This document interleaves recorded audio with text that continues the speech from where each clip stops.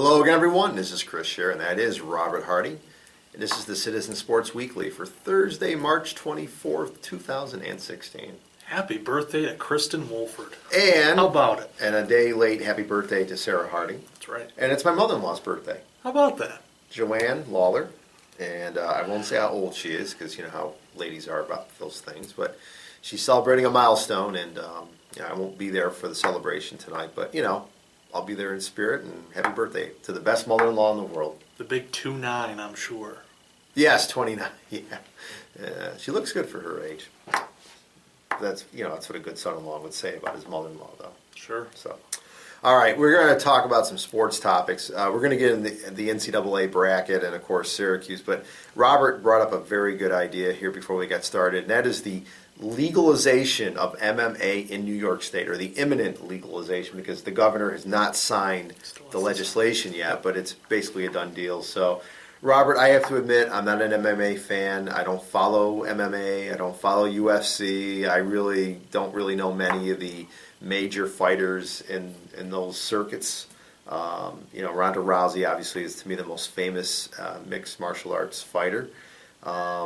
So I really can't say that I was kind of against it at the beginning. I just think it's a very brutal sport. But I mean, when you compare it to other sports like boxing, football, sure. If it's regulated, it can be a good thing. So I'm happy New York State's going to have it, because I think it's going to bring in some needed revenue to the state, and it's going to be regulated. And when you're the last state in the country, I mean, if there's 49 other states where it's legal, then, I mean, realistically, if you're being a holdout, then you're being kind of like a hypocrite, I guess. So, your take on it?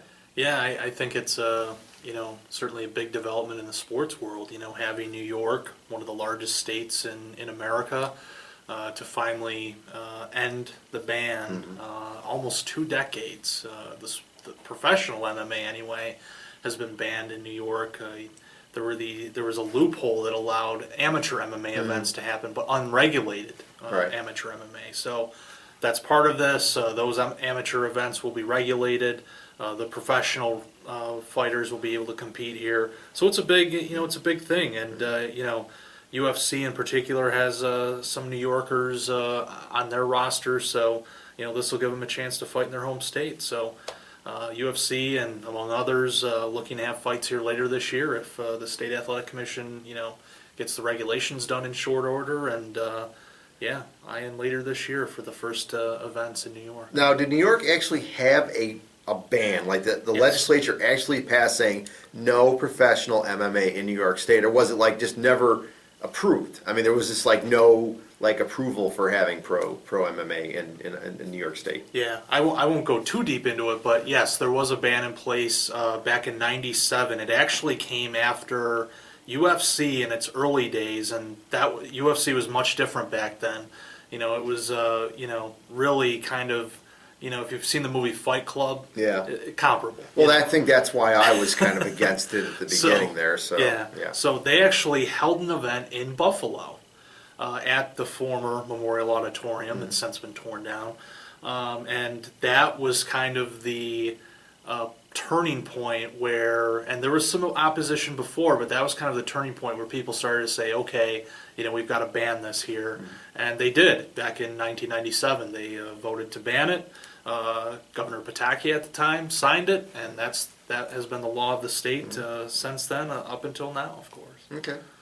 Well, I know that Robert has written a lot about this, and I know it's something that he is a big fan of and very much in favor of. So I'm happy for you that you finally get this, that you'll finally be able to see some professional MMA fights in New York State. And like you said, it's going to bring in some revenue, which never hurts. And there'll be fights at Madison Square Garden, and there'll probably be fights at the First Niagara Center in Buffalo, and maybe the Times Union Arena in Albany, and maybe even the Carrier Dome in Syracuse, or some of the bigger arenas in upstate New York. So that's good to see. Anything else you want to add about that, Robert? No, we can move on. So let's move on to the brackets, which I'm sure, as most of us, are busted. I'm looking at mine right now, and there's a lot of X's on this baby. Okay, I got absolutely similar. Yeah, I mean, Robert and I both picked the exact same Final Four, the exact same championship game, and the exact same champion. And half my Final Four is gone. Kentucky and Michigan State, gone. I still have Kansas and Oklahoma left, and I have Kansas winning the whole thing. It was a crazy first weekend. It was a great first weekend. I mean, man, I was just glued to the TV. I mean, there were so many great games. Like it was like around about midnight on Friday night when Northern Iowa hit that half-court buzzer beater, and I'm like yelling, "Holy beep!" And everybody in our house is like, "What's going on? What's going on?" And everything, like it was crazy. And then obviously Sunday night with that Texas A&M Northern Iowa game, and then blink and you miss it, the Wisconsin Xavier ending. Yes, because that great happened. shot. That was like right Great shot. in the exact same moment right there. It was a great weekend for college basketball. It really was. Whether your alma mater went down, whether your bracket got busted, like 99% of us, it was fun. This is what makes the NCAA tournament, the first weekend, just one of the best sports weekends of the entire year. The entire year. I mean, maybe the opening weekend of the NFL playoffs, or maybe the draft a little bit, or maybe the first round of baseball playoffs. But for my money, the first weekend of the NCAAs it's the best. It is just the absolute best. It's fun. It's crazy. Memories are made. It's an amazing weekend, and it lived up to the hype this weekend. So, I mean, yeah, our brackets are busted, but oh well, it was fun while it lasted, right? Robert, what was your take on the first weekend? No, I loved it. I mean, I'll admit that there were some games I missed. I mean, I saw the games Thursday. I was traveling Friday, so I missed a lot of those games except the ones that were played probably after 9 o'clock. And then, Saturday, Sunday was iffy. But, the games that I saw at night were fantastic. And you mentioned the Wisconsin game, two Northern Iowa games. Great basketball. And, that's when you kind of just set the bracket aside. Like, this was fun to watch. Yeah. I might have lost $5 or $10 or however much you bet.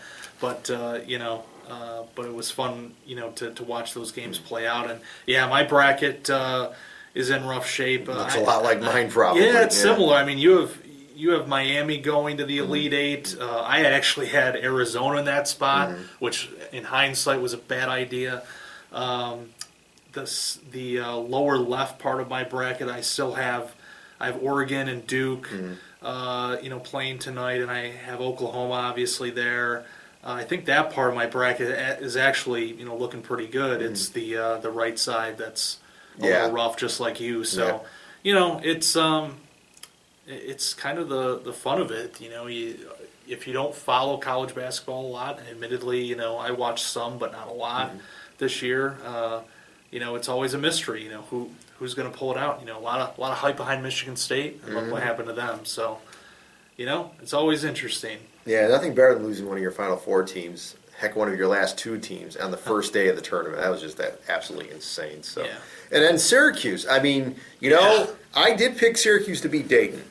For the record, I had them losing to Michigan State, and obviously Middle Tennessee State took care of Michigan State. So Syracuse, I'll tell you, man, I give them credit. I mean, I always like to say they're consistently inconsistent. Well, they're consistent now, consistently good. That defense, the zone defense, it held Dayton to 51, held Middle Tennessee State to 50. If you're going to hold teams to 50 points, most times you're going to win those games. If that defense keeps playing like that, then, I give them a pretty darn good chance to beat Gonzaga. But I have a feeling Gonzaga's got plenty of time to prepare for this zone. I think they're a better team. I think they were underseeded. They're an 11 seed. I think they should have been a higher seed. I think Syracuse, now that you look at it, they won 2 games. You could say, Syracuse should have been seeded higher. But realistically, Syracuse was lucky enough to get in. And I think there are some Syracuse fans that are kind of like, I told you so. Well, yeah, Syracuse was a worthy team of making the NCAAs. But, again, they didn't help themselves out with losing 5 out of their last 6. That being said, what they've done, they've earned it. They had their opportunity, and they didn't waste it. They earned it. They deserve to be where they are right now. Okay, they've played great defense. Their offense has been solid. They've gotten some great individual performances, and they are where they should be. They've earned it. Okay, and they certainly can beat Gonzaga and go to the regional final. But if they have to play Virginia, remember Virginia clocked them pretty good in Charlottesville earlier this season. This will be a neutral court, and maybe Syracuse's familiarity with Virginia helps out. But I would have to think that Virginia would probably be the favorite to go to the Final Four for the Midwest bracket, but we'll see. Robert, your take on Syracuse? I think they're starting to come together. And This is the time to do it. it's been funny to watch them, and we've talked about this before that they just haven't been able to put it all together. You have a couple of the guys play well, and then a couple of the other guys just terrible. Yeah. Now they've put together two good team efforts on both ends, Right. of the court, and that's what they've needed all along. Their defense has been shaky. Yeah. They come into the tournament, two great defensive games, and the offense has been spectacular. Banijay. Yeah. And that said, of course, they are going up against Gonzaga, which is a tough matchup. And you're right. I mean, they were probably better than an 11 seed, and that's where we get into the selection committees, where their heads at. But Syracuse could advance to the Elite Eight, beat Gonzaga, make it there, and then you face Virginia or Iowa State, Yeah. and that's where things get a little tougher. Then you're talking about not 50-50 games like the Gonzaga game, or matchups where you might be favored like Dayton. Now you're talking about a team that's on paper better than you are. Okay, how are you going to meet that challenge? And think about it. They would be one step away from the Final Four. I mean, that would be amazing. It is, because if you told a Syracuse fan last week at this time, yep, you're going to be one step away from the Final Four, well, maybe the diehard would be like, well, of course, But I think if you're don't have the orange glasses on, you would have been like, I don't think so. Because, again, they were supposed to play Michigan State in the second game. Right. And there's no way they beat Michigan State. And I know the Syracuse fans are going to say, oh, yeah, well, you're wrong, Chris, because look where they – but I'm serious. Dayton was a good matchup for them. They did a great job, okay? But Middle Tennessee State, I'm sorry, there's no way Middle Tennessee State should be beating Syracuse. Just like they shouldn't have been beating Michigan State. I think Michigan State just looked past them. Syracuse obviously got the wake-up call. And then, like I said, the zone defense is a huge thing this time of year. Mm-hmm. So I give Syracuse all the credit in the world. They've definitely played great. They deserve to be where they are right now. They've earned it. Okay, there's no flukes or anything. Look, you only beat the teams that you're playing. They couldn't play Michigan State. Okay, so you can't hold that against them. But like I said, they didn't have to play Michigan State.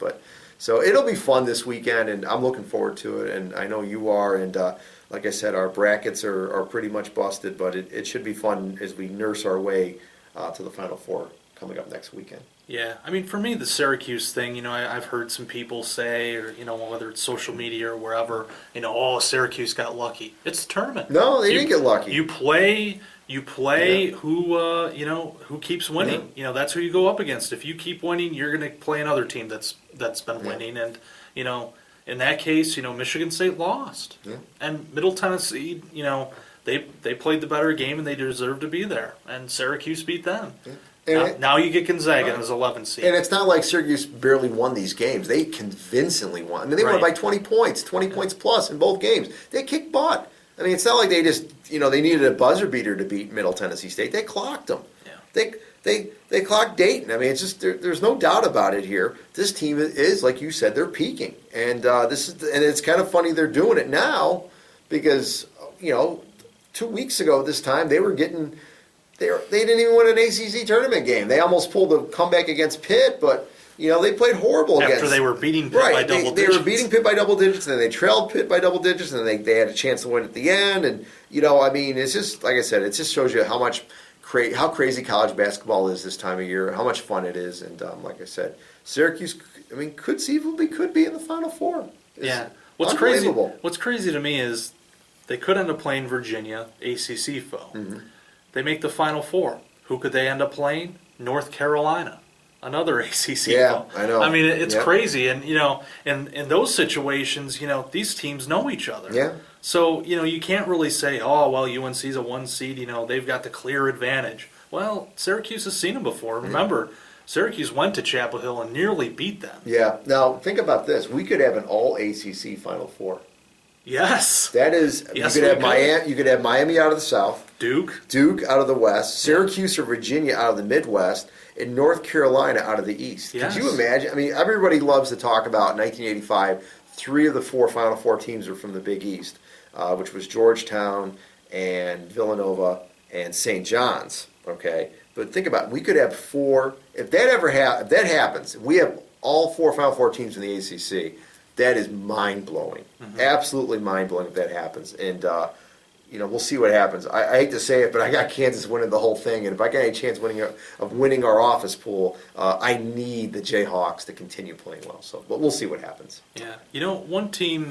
One team that's worth watching is Miami, another Yes. of these ACC teams because, they have a veteran lineup and they could Great give coach. Kansas fits. Great coach, and, Jim Larinaga. After watching them, I had them advancing but losing to Arizona. After watching them play against Buffalo, UB, and then I watched part of their last game too, I said, yeah, this is a tough team. I mean, that'll be a big test for Kansas even before they get to the Final Four if Miami does beat Villanova tonight. Well, I mean, as someone who listens to Miami Sports Talk Radio every day, just about. I'm not a Miami Hurricanes fan. I don't follow the team on a regular basis, but from hearing Sports Talk Radio in Miami, knowing a little bit about the team, I mean, this is a solid team, and they were very strong at the beginning of the season. They were very good at the beginning of the ACC season. And to me, if you're one of the best teams in the ACC, you're one of the best teams in the country. So I didn't really have to go out on a limb to pick Miami to go to the Elite Eight, but we'll see what happens. So, yeah. Anything else you want to add, sir? I'm done. All right, that's it, folks. Hey, enjoy another great weekend of college basketball, and we will see you next week.